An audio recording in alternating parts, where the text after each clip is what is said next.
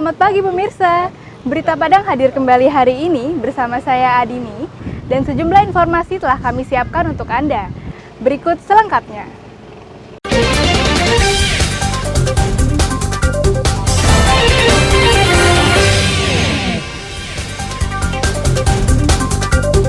Kabut asap mulai tebal. Sri Kandi Kota Padang bagikan ribuan masker. Tak terima dipecat. Mantan karyawan di Padang curi sepeda motor majikannya. Abrasi kembali mengikis Pantai Ulakan di Pariaman.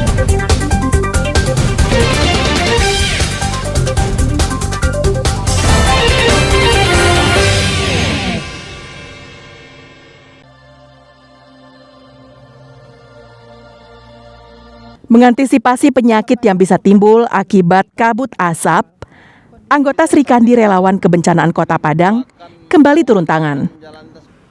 Mereka membagikan ribuan masker kepada warga, pelajar, juga pengendara.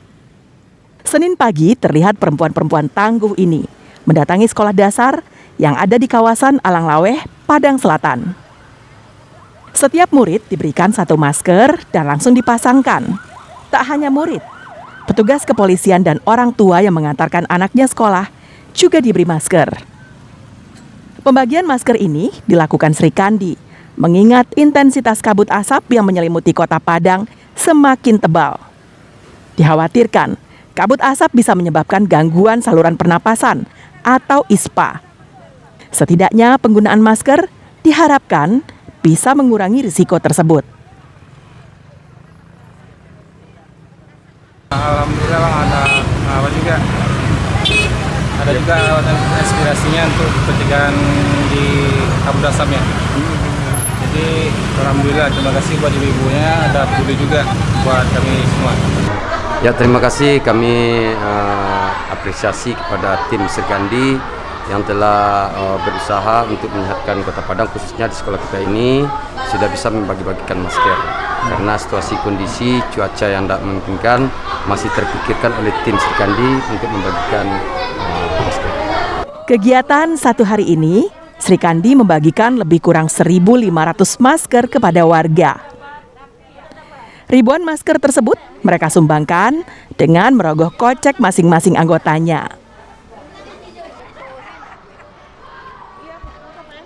Kami berbagi masker kepada murid SD untuk mengantisipasi penyakit ISPA karena kita Pak Sumbar kena kabut asap sekarang. Ada berapa banyak masker tadi nih, Bu? Lebih kurang 1.500 masker dibagikan. Itu anggaran dari mana, Bu, 1.000 masker? Swadaya dari tim Sri Kandi aja, Pak. Aksi pembagian masker rencananya akan terus dilakukan jika kabut asap semakin pekat menyelimuti Kota Bengkuang ini. Masyarakat juga bisa berpartisipasi menyumbangkan masker dengan mengantarkan ke posko Sri Kandi di belakang pondok, Kecamatan Padang Selatan, Kota Padang. Alfi melaporkan dari Padang.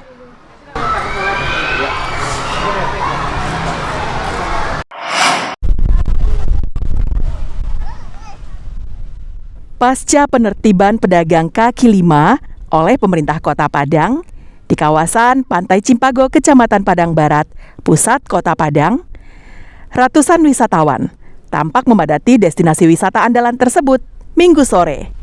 Setelah penertiban, pantai terlihat lebih luas dan pengunjung pun dengan leluasa bermain.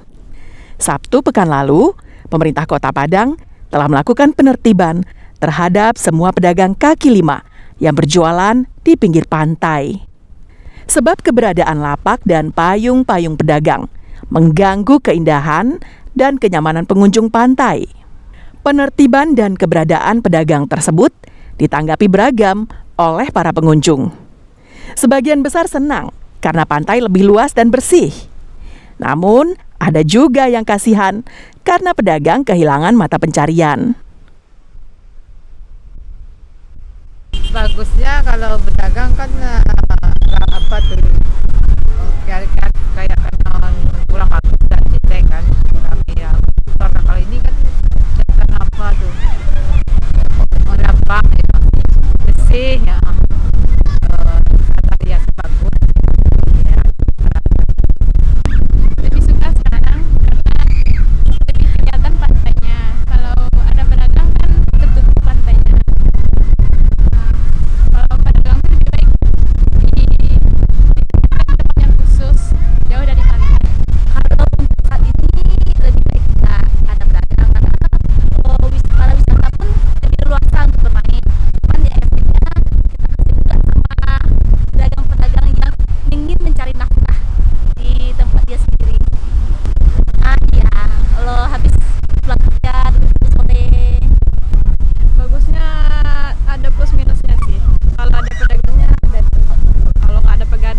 pedagangnya ya anak-anak bisa bebas main di pinggir-pinggir sini. Kalau segi negatifnya kadang sampai malam ada yang pondok singkatnya. Kalau kami dari pengunjung sih kan sekarang kan ya enak mainnya gitu, maksudnya tidak terganggu. Terus kalau memang pengunjung itu kan pengen cari sensasi yang bagus gitu. Nah, kalau ada orang jualan yang terlalu banyak, kita ibaratnya momentumnya itu kurang menyenangkan, kita bereaksi gitu. Pantai Padang merupakan ikon wisata Kota Padang yang selalu ramai dikunjungi wisatawan dari berbagai daerah. Untuk menikmati suasananya, pengunjung pun tak perlu membayar alias gratis. Selain itu, pantai ini juga diawasi oleh relawan yang bertugas mengamati dan menjaga keselamatan pengunjung yang berenang dan bermain ombak. Alfi melaporkan dari Padang.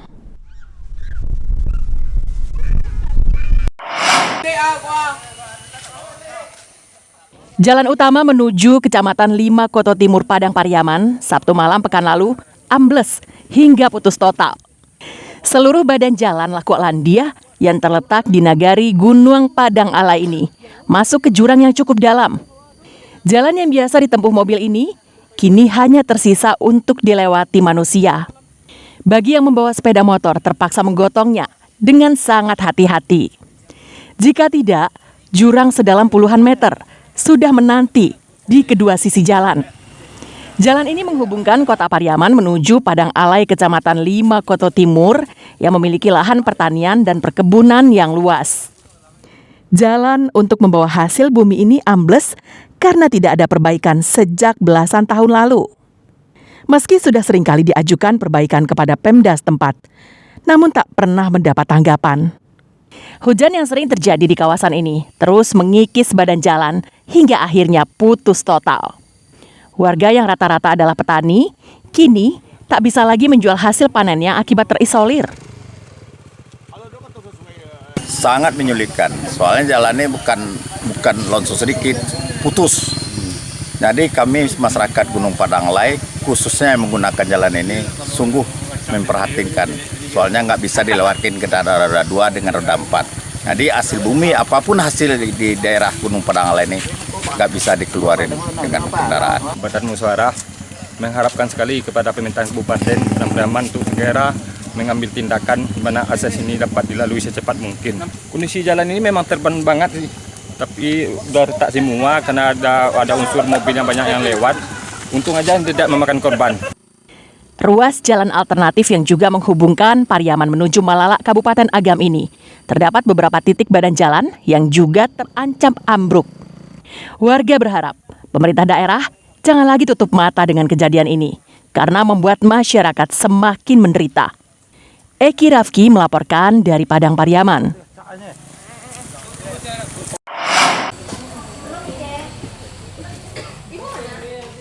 Masih banyaknya warga yang hidup kekurangan ekonomi dan pendidikan membuat Serka Iwan Agus Purwantoro, Babinsa Koramil 03 Padang Selatan, merasa iba.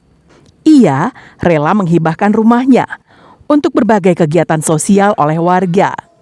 Sejak Januari 2020, rumah peninggalan orang tuanya tersebut dihibahkan sebagai pusat kegiatan peningkatan pendidikan dan kesehatan warga. Mantan prajurit Kostrad yang telah 17 tahun dinas di Malang tersebut mengaku punya kewajiban sesuai Sumpah Prajurit untuk siap membantu masyarakat di sekelilingnya. Aktivitas pendidikan anak usia dini atau PAUD yang dikelolanya gratis bagi warga kurang mampu, serta gurunya pun rela tidak dibayar. Anak-anak yang belajar di tempat ini rata-rata berasal dari keluarga kurang mampu. Ada yang orang tuanya bekerja serabutan, bahkan ada juga yang pengangguran. Memilih di sini, di PAUD ini nggak ada biaya. Saya orang tidak mampu, suami saya nggak kerja. Makanya ngasih anak saya di PAUD ini supaya anak saya bisa membaca, bisa dia pintar. Karena saya tidak ada mengeluari apa, soalnya orang susah. pokoknya supaya anak saya pintar. Kami ada berempat orang guru di sini. Kami tidak ada berbayar. Kami dengan lillahi ta'ala saja untuk mengajar masyarakat di sini, melihat kondisi ke masyarakat di sini dengan SDM yang sangat rendah. Kami melihat anak-anak yang usia dini dengan kesibukan mereka masing-masing. Orang tua sibuk, terus dia sibuk dengan gadgetnya, yang penting anak ini diam. Jadi terpanggil hati kami sebagai guru membawa anak-anak ini untuk belajar ke PAUD. Bakti Serka Iwan Agus kepada masyarakat mendapat apresiasi dan dukungan dari Komandan Koramil 03 Padang Selatan. Bahkan di kesatuannya, Serka Iwan Agus juga sering menjadi motivator bagi rekan-rekannya. Karena masyarakat di sini notabene pendidikannya SDM-nya rendah. Kemudian ekonominya mungkin di bawah rata-rata. Terus kurangnya informasi kepada masyarakat karena tidak adanya sarana dan prasarana, khususnya program-program dari pemerintah yang langsung menyampaikan kepada masyarakat itu. Makanya saya berinisiatif bahwasanya tentu harus ada wadah, tentu dengan rumah dan sarana. Panduan atau acuan bagi yang lain, dan saya juga memberikan instruksi supaya kegiatan Iwan sebagai panduan dan acuan motivator. Walaupun tidak sama kegiatan yang dilakukan seperti Iwan, tapi saya minta anggota yang lain, mungkin anggota Kodim harus membuat suatu kegiatan yang bermanfaat untuk masyarakat sekitarnya. Tidak perlu sama dengan seperti Iwan, mungkin ada kegiatan lain. Intinya keberadaan kita di lapangan itu membantu kesulitan rakyat. Serka Iwan Agus Purwanto hanya satu dari ribuan prajurit yang berhati mulia. Namun, masih banyak prajurit lain yang berbakti untuk negeri melalui cara dan kemampuan mereka masing-masing. Robiham melaporkan dari Padang. Indah.